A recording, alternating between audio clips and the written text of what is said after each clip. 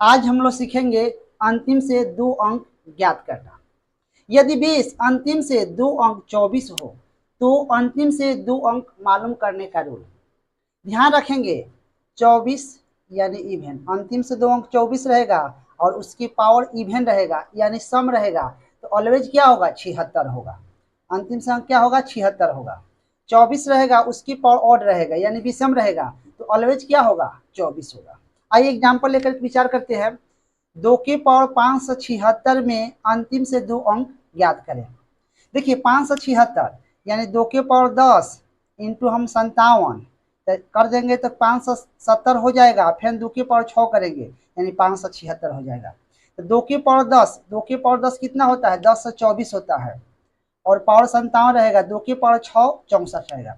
इसलिए हम ये कर रहे हैं कि इस फॉर्म में लाने के लिए, अंत में क्या लाने के लिए 24 लाने के लिए। तो 10 के पावर 10 से 24 की पावर 57 है।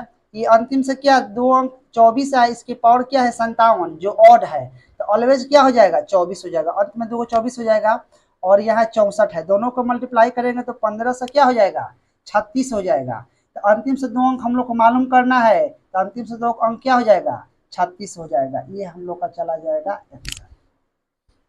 एग्जाम्पल 2 लोग विचार करते हैं। 4 के पावर 5 से 8 में अंतिम से दो अंक ज्ञात करें। तो देखिए 4 के लिए 2 के पावर 2 लिख देंगे और 560 है, फिर 2 के पावर ये गुना कर देंगे तो 1016 हो जाएगा। फिर इसको हम 2 के पावर 10 लिख देंगे अगुने 101, तो यह मल्टीप्लाई करेंगे तो 1010 हो जाएगा। फिर 6 हो जाएगा 76 16 हो जाएगा, 10 16 हो जाएगा। माने इतना के लिए हम लोग इतना लिख सकते हैं। इसलिए लिख रहे हैं कि हम लोग अंत में 24 लाने के लिए इस फॉर्म में तोड़ रहे हैं।